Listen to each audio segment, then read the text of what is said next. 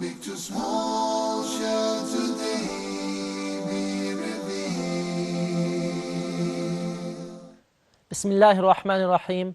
Alhamdulillahi Rabbil Alameen. Wassalatu wassalamu ala Sayyidina Muhammad wa ala alihi wa sahbihi ajma'een. Assalamu alaikum wa rahmatullahi wa barakatuh. My dear brothers and sisters, welcome to another episode in this beautiful journey to the afterlife. In this series where we describe the life after death and the stages of the day of resurrection and hellfire and paradise. And we ask Allah subhanahu wa ta'ala to grant us paradise. Now, we discussed a little in the last episode about death and the journey of the soul, and today we will continue discussing the journey of the soul and some of the things that benefit us after death. So the Prophet ﷺ said, whoever likes to meet Allah, Allah likes to meet this person. And whoever dislikes to meet Allah, Allah dislikes to meet this person. And so we ask ourselves, do we like to meet Allah? Do we look forward to meeting Allah? What are we doing to prepare for that meeting with Allah subhanahu wa ta'ala? Now some people ask, what are some ways to benefit a person who has passed away? And so we'll mention 5 ways to benefit a soul that has departed from this world. 5 ways you can benefit the people who have passed away. Number 1 is to pray for this person.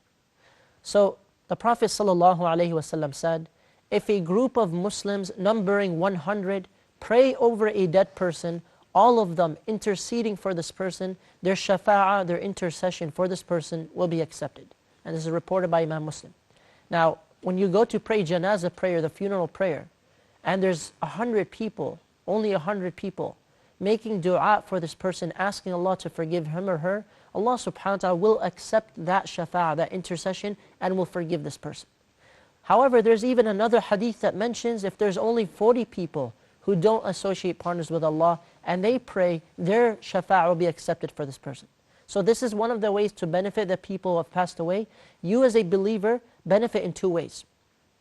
Number 1, when you do this for another believer, when you pray over their dead body because you want them to benefit and you want them to be forgiven, perhaps Allah, because of your sincerity and your action, will cause many people to pray upon you when you pass away. And the second thing is that when you pray, the reward is abundant. There's so much reward in it. And there's even the benefit of learning a lesson from the dead, benefiting from a reminder of death. So pray as often as possible when you have the opportunity to pray the janazah prayer. The second thing you can do to benefit a person who has passed away is to pray for forgiveness for this person and for strength in the time of questioning. So the Prophet ﷺ, when he finished burying someone, he would stand by the grave and he would say to the companions, ask forgiveness and strength for your brother, for even now he is being questioned. Even now he is being questioned. And this is reported by Abu Dawud. So while the person is being questioned in the grave by the angels, you're making dua for this person. You're asking Allah to grant them strength in responding to the questions. The third way you can benefit the dead, or the dead can benefit, is for continuous charity. Something they left behind that was continuous. So Imam Muslim reports that the Prophet ﷺ said, and many people know this hadith, that whenever a person dies, his deeds are cut off except for 3. Everything is cut off except for 3, meaning 3 different ways, sources. So the first is a continuous charity, something that is continuously running after they die. Perhaps they built a school. Perhaps they benefited somebody in some way in which it continued afterwards. The second is knowledge which benefits people. So this person either discovered knowledge or propagated knowledge to people. For example, he taught someone something beneficial, so this was spread on to somebody else, somebody else, somebody else, and they're continuously getting a reward for it. The third is that this person has a child that is praying for them. Their child, their son or daughter are making dua for them. And so that child's dua for the parents is causing their parents to be forgiven. And their parents are benefiting from this even after they passed away.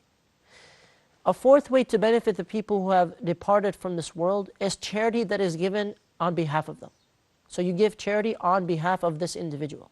So somebody came to the Prophet ﷺ and asked, if my mother would have a reward for this charity, would she have this reward if I donated it on her behalf? The Prophet ﷺ said yes. And this is reported by Imam al-Bukhari. So you donate on their behalf. The fifth way that we'll mention, and the last one that we'll mention, is that the believing men and women pray for this person for forgiveness. So Allah subhanahu wa ta'ala accepts their prayer for this person and allows them to be forgiven. And so the Prophet sallallahu alaihi wasallam said, whoever prays for forgiveness for the believing men and women, Allah will give this person a reward for every believing man and woman. And this is reported by At-Tabarani. Now, when you make this dua, Allahumma ighfir lil muslimina wal muslimat wal mu'minina wal mu'minat al ahya'i minhum wal amwat, you're saying, oh Allah, forgive all the Muslims, those who are alive and those who are dead. And Allah subhanahu wa ta'ala is benefiting those Muslims because you're making dua for them, and you're getting a reward, a hasanah for every single one of these Muslims, for every single believer. And that's billions of hasanat, and it only takes a few seconds to do. So these are at least 5 ways that the one who has passed away is benefiting even after they passed away. And we ask Allah subhanahu wa ta'ala to make us of those who benefit from our rewards and our good deeds and from others after we pass away. Now, some people ask, what are some of the things that you and I can do to be protected from the punishment of the grave? So we don't want to be punished. And so the Prophet ﷺ mentioned some of the rewards for the shaheed, the martyr. And one of these rewards is that they are protected from the punishment of the grave, from the trials of the grave. This is a guarantee. Another thing that protects you in the grave is reciting Surah Al-Mulk. Reciting Surah Al-Mulk, Surah number 67, the Prophet ﷺ said, Surah Tabarak is a shield from the punishment of the grave. And this is mentioned in many authentic hadith, and it is well known and commonly known that whoever recites Surah Al-Mulk at night, or if you can at least one time during the day, this will protect you from the punishment of the grave. Number 3 is to die from a stomach disease. This is considered a type of martyrdom, and the Prophet ﷺ said, this person is protected from the punishment of the grave. The 4th is to die on a Friday, Jumu'ah, day or night. The Prophet ﷺ said, there is no one who died on the day or night of Jumu'ah, on Friday, but Allah subhanahu wa ta'ala protected this person from the fitna, the trial of the grave. And this is reported by Ahmad, and it is Hasan. Now, my dear brothers and sisters, the grave is something real. Death is something that is inevitable. So what are you and I going to do about it? What are you and I going to do to prepare for it? What are you and I going to do to have direction and purpose in life? And so Allah subhanahu wa ta'ala gives us opportunity after opportunity. Don't let these opportunities go to waste. And you ask yourself on a daily basis, how much of Allah's book have you read? How much did you ponder over? How much did you benefit from the reminders that Allah put around you? How many times did you just mention Allah subhanahu wa ta'ala? How many of your prayers did you pray on time? How much dhikr did you make? How often did you remember death? How much istighfar did you make? How many times did you say La ilaha illallah and you meant it sincerely from the heart? How many sins did you repent from? So during the day and night, these kinds of questions should be running through our minds so that we are reflecting constantly. And the one who reflects constantly is the one who is able to improve. Why? Because when you reflect constantly and you have your goal and you have where you currently are, you're going to do something about it. And if you're not, you should. But when you never reflect, you will never improve. When you never stop to think and hold yourself accountable to prepare for death, then you will never be prepared for death. And so try to prepare as much as possible by reflecting often on the journey of the soul. Now there's a very beautiful and long hadith that we want to cover. And this hadith is well known. And this hadith covers the entire journey of the soul in detail. And there's no religion, no ideology that has anything like this. So Al-Bara reports that they were out with the Prophet ﷺ in the graveyard, helping one of the people of the Ansar with the funeral. And when they came to the graveyard and this man was placed in the ground, the Prophet ﷺ sat down, and he had a stick in his hand, and he was scratching the ground. And he said to the companions, seek refuge with Allah from the torment of the grave. Seek refuge with Allah from the torment of the grave. Seek refuge in Allah, the torment of the grave. And he said this 3 times. The Prophet ﷺ said, when the believing servant is about to depart from this world and enter the hereafter, angels come down to this person from heavens, from up above, with white faces like the sun, and they sit around this person as far as the eye can see. And they bring with them clothing from the clothes of Jannah. And they bring with them perfumes from paradise. And the angel of death comes and sits by the head of this believing person, the one who is dying. And the angel of death says, O good soul, come forth to forgiveness from Allah and His pleasure. And then the soul comes out easily like a drop of water from the mouth of a pitcher, meaning it comes out very smoothly. When the angel of death takes the soul, he does not hold it except for an instant before the other angels from paradise, the angels from the heavens, are taking the soul. So now the angels take the soul, and they have this fragrance like the finest musk, and they bring the shrouds from paradise, and they start to take the soul up towards the heavens. Now as they're taking the soul up and ascending through the heavens, every group of angels that they pass by are asking, who is this good soul? Who is this good soul that is passing through here? And so they start to say, this is the son of so-and-so, calling him by the best names with which he was known in this world, until he reaches the lowest heaven. And when they ask for it to be opened, and it is opened for them, the soul is then welcome. And they are accompanied to the next heaven until they are with those who are closest to Allah, until they reach the seventh heaven. And then Allah subhanahu wa ta'ala says, record the book of my servant in Illiyin. Record the book of my servant in this book, in this highest register, for those who are the greatest of believers. وَمَا أَدْرَاكَ مَا عِلِّيُّونَ. So this is the noble book in the seventh heaven, witnessed by the angels who are nearest to Allah subhanahu wa ta'ala, and the angels are then told, take him back to the earth. Take the soul back to the earth. From it I created them, to it I will return them, and from it I will bring them forth once again. And so Allah subhanahu wa ta'ala is fulfilling what He promised us. So now the soul is brought back. The soul is brought back, descending down to the body in the grave, and this is the moment that the questioning is about to take place.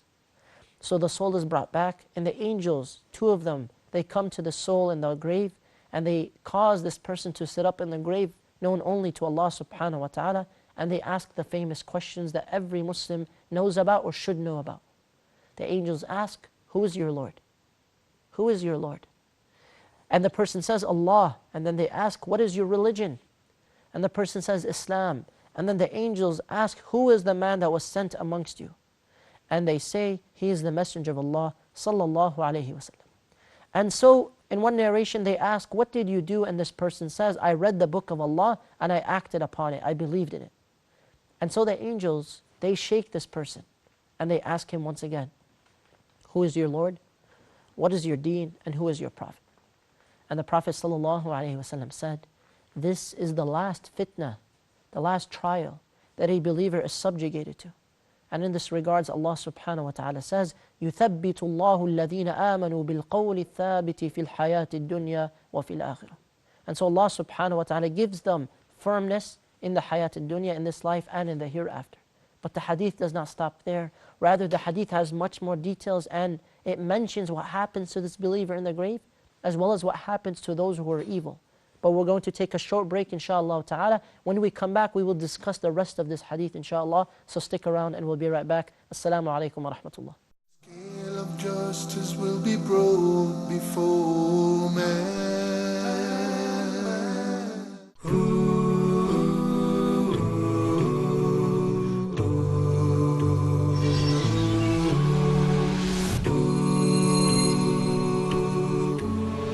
From that, I've really come to understand that to be a Muslim, to be someone who says they've surrendered and submitted to the will of God, is to be in harmony with everything around you and to be a benefit to it. Allah subhanahu wa ta'ala, our Creator, He gave us a life plan.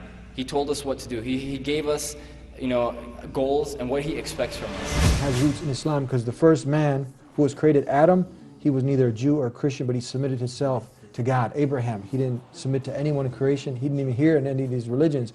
But when he was told to do what? Submit to the will of God, that's Islam. Attached to his preconceived notions. Yes. And if he looks with an objective eye and an open heart, he'll see it.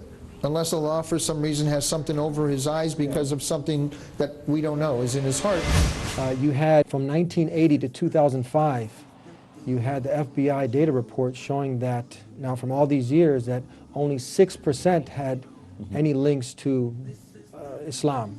94% were people who had nothing to do with Islam. This is the Deen Show.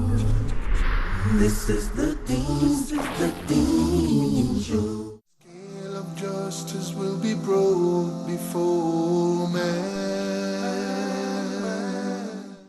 Assalamu alaikum wa rahmatullahi wa barakatuh. Welcome back after the break.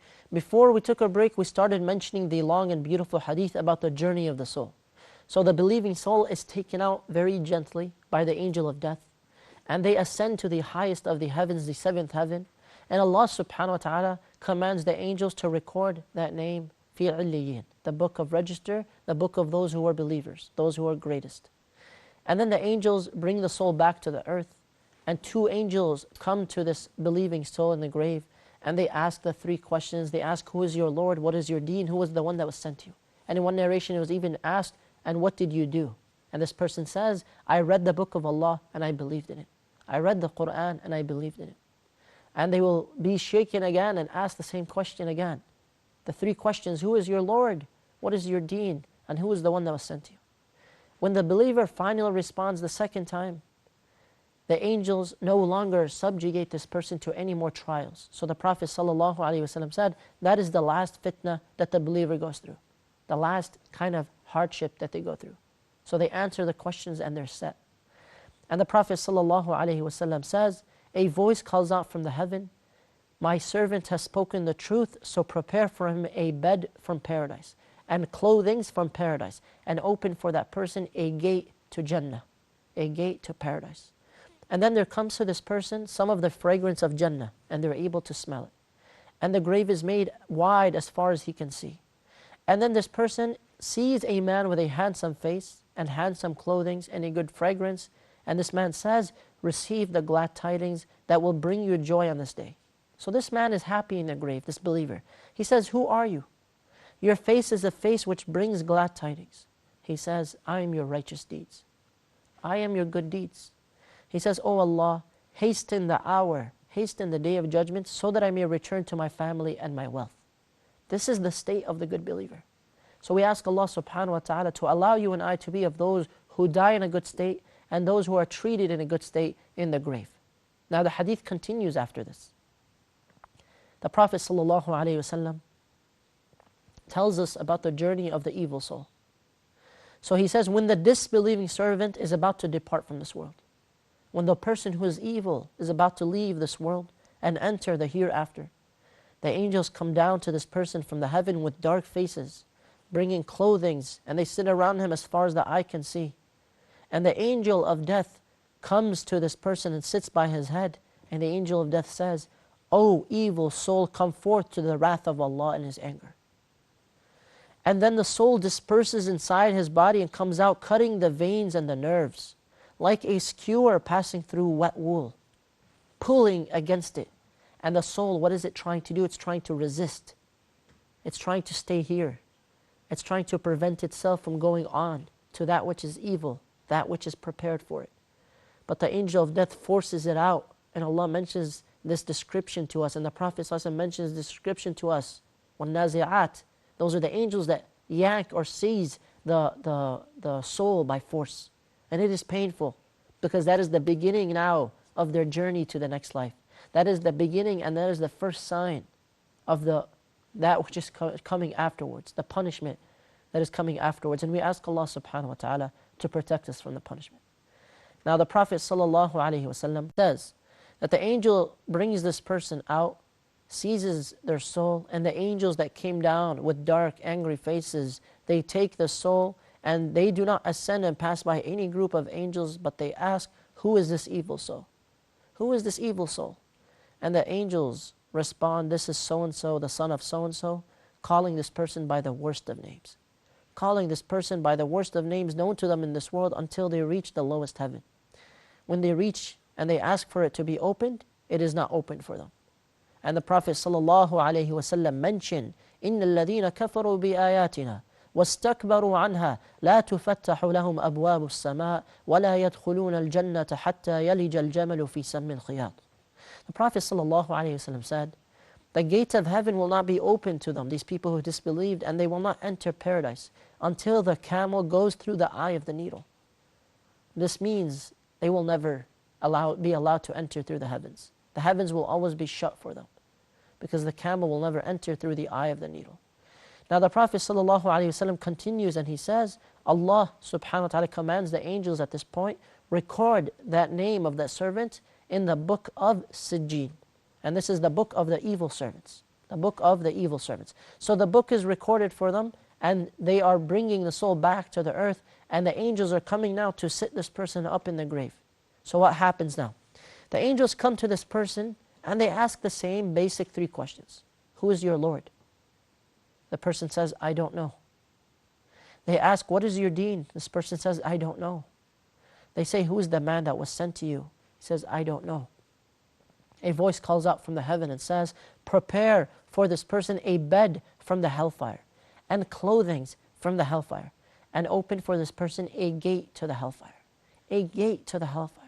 And then there comes to him some of the heat of the hellfire, and the hot winds, and the grave is constricted and compressing this person until the ribs interlock. And then there comes to him a man with an ugly face, ugly clothing, and a foul stench. This man, he says, receive the bad news, for this is the day that you were promised.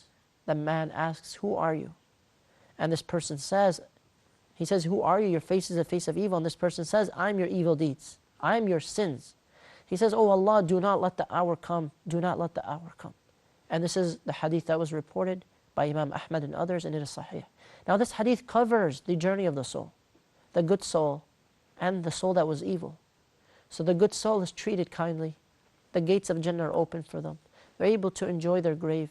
And they're asking Allah to rush and expedite the day of judgment. But the soul that is evil, that's the one that's not looking forward to anything. That is the soul that is depressed and angry and sad and full of grief and regret. Why did I not believe? Why did I not do good? Why did I not pray? And so the soul is suffering in the grave. And they already know and see their position in the akhirah, in the hellfire. So they are saying, oh Allah, do not let the hour come. Do not bring about the day of judgment. Because they know what's coming. They see what's coming. They're given a small taste of it in the grave. And what's to come in the hereafter is much worse. And we ask Allah subhanahu wa ta'ala to protect us from that. Now the Prophet sallallahu alaihi wasallam, throughout many ahadith, gave us examples of the rewards of the people of the grave. So these are the people who were good. They will be able to see their place in the hellfire. And then they are shown the place in Jannah that they are now going to. So everyone has 2 homes. So the believers see their place in hellfire first, and then they see their place in Jannah, and they're told this is the place where you're going. And their graves are widened for them, meaning they're spacious for them. And their graves are illuminated, and they're given a deep and comfortable sleep. And their souls, especially the martyrs, particularly the martyrs, will be in the bellies of green birds in paradise. And the other believing souls will be about in paradise. Some scholars say they will both be in paradise, but the believing souls who are not martyrs will not be able to travel around. But they will still enjoy paradise before the day of judgment. And their good deeds will come to them as a good-looking person with a good smell, with good clothing. And they will receive praise in their grave. They will be given special clothing in the grave. They will be given a very soft bed in the grave from paradise. And if anything good happens to their current family who is alive, some scholars believe that they will be informed about it. They will be given this glad tidings. And they will be given a window to see their position, their exact position in Jannah. And so all of these things and more are given to the believer in the grave. And we ask Allah subhanahu wa ta'ala to allow us to be of those who are forgiven for their sins and those who are given blessings in the grave and what's to come afterwards. As for the punishments of the grave, the scholars listed many of them, and there are many examples from the various ahadith. The first is that they will see a position in Jannah, and then they will be shown their position in the hellfire and told this is where you're going. So these are the disbelievers, these are the evil people. The graves will be tightened on them. The graves will tighten on them. A portal to hellfire will be shown to them. They will be beaten and hammered and turned to dust and then returned back. They will be given a bed of fire full of darkness. And if someone memorized the Qur'an and forgot it, they abandoned the Qur'an. In one hadith it was mentioned that their heads will be smashed by rocks. وَالْعِيَاذُ بِاللَّهِ. And the people that will be swimming in a river full of blood, they will swim to the shore and a rock will be shoved into their mouths and pushed back. They will continue to do this over and over and over. These are the people who consumed riba, consumed interest. And so these people are punished in the grave before the day of resurrection. And then for other types of people, an iron hook will be inserted into the corner of their mouths, ripping the mouth back apart to the back of the head. And the same will be done to the other side. And these are the people who used to tell lies, and they used to spread them far and wide. وَالْعِيَاذُ بِاللَّهِ. And then there are people who will be naked, that are put in a pit of fire, where the fire raises them up to the mouth of the pit, as if they almost are going to escape from it, and then it drops them back down. And these are the people that fornicated. They committed zina and adultery, وَالْعِيَاذُ بِاللَّهِ. And then there are people that are hanging by their ankles with hooks and blood coming out of their mouths. These are the people that broke their fast in Ramadan before the time that they were allowed to do so. And so all of these things are mentioned. Why? These things are mentioned, and many more, because the Prophet ﷺ and Allah subhanahu wa ta'ala wants us to be prepared. He wants you and I not to go through any of these punishments. He wants you and I to go through bliss and happiness, eternal bliss, starting from the grave onwards. So my dear brothers and sisters, beware of the punishments of the grave. Beware of the deeds that lead to the punishments of the grave. And be careful not to fall into the sins that lead to these consequences. We ask Allah subhanahu wa ta'ala to protect us from that. Now, one interesting incident, and this is the incident that is widely known amongst the Muslims, and this is Al-Isra wal-Mi'raj, in which the Prophet sallallahu alaihi wasallam traveled. Allah subhanahu wa ta'ala brought him Jibreel alayhi salam, Angel Gabriel, and they traveled. So they traveled to the first heaven, and they saw Prophet Adam alayhi salam. They traveled to the second heaven. They saw Prophet Yahya, and they saw Prophet Isa alayhi salam. And they traveled through the third and fourth and fifth and sixth. And on the sixth heaven they saw Prophet Musa alayhi salam. Now these are heavens not like paradise, rather these are heavens beyond our world, something that we do not understand. So he saw Prophet Musa alayhi salam, and he saw in the seventh heaven Ibrahim alayhi salam. And then he was taken to the final place. He was taken to Bayt al-Ma'mur. And Bayt al-Ma'mur is the sacred house. And the Prophet ﷺ was given a prescription, the prescription of salah. Salah was commanded to him for the entire ummah, 50 prayers a day, to pray 50 times a day. The Prophet ﷺ, as he was leaving, he saw Musa alayhi salam again, and Musa alayhi salam told him and asked him, what did Allah tell you to do? So he told him 50 prayers. He went back, it was reduced, and he came back. Musa said, go and ask for another reduction because that's still too difficult. He went back and forth multiple times. And finally Allah subhanahu wa ta'ala reduced it to 5, and the Prophet ﷺ said, I'm too ashamed to ask for anything less, to reduce it anymore. So Allah subhanahu wa ta'ala commanded us to pray 5 times a day. And when you pray these 5 prayers, you're given the reward of 10. Now the interesting thing is that these prophets are in different levels of their heavens. And this is another example for us, as Ibn al-Qayyim rahimahullah says, of where the souls will be after death. So it is in accordance with your deeds. So some souls, even believers, will be welcoming each other. When you die, you will be welcomed by the other believers. You'll be able to enjoy some of their company until the day of resurrection. And this is one of the rewards that Allah subhanahu wa ta'ala gives to those who believe. Now, one thing you have to keep in mind is that Shaitan will constantly try to distract you and try to pull you away from this thought of death, from the thought of leaving and going somewhere else, the thought of preparing for another life. Because if he gets you to forget about it and gets you to disbelieve in it, then he has beaten you and you won't prepare for it, and you will be punished alongside with him. And we ask Allah subhanahu wa ta'ala to protect us from that. And we ask Allah subhanahu wa ta'ala to forgive us for our shortcomings. And we ask Allah subhanahu wa ta'ala to protect us in the graves. This concludes our episode for today. Join us next time, inshallah ta'ala, as we begin discussing the day of resurrection, Al-Qiyamah. We will discuss some of the stages on that day, and it will be very beneficial, inshallah ta'ala. So we will see you next time, inshallah. Jazakumullahu khaira. Wa salli Allahumma ala nabiyyina Muhammad wa ala alihi wa sahbihi wa sallim. Wassalamu alaikum wa rahmatullahi wa barakatuh. Scale of justice will be broke before man. Now you shall have to explain your whole lifespan.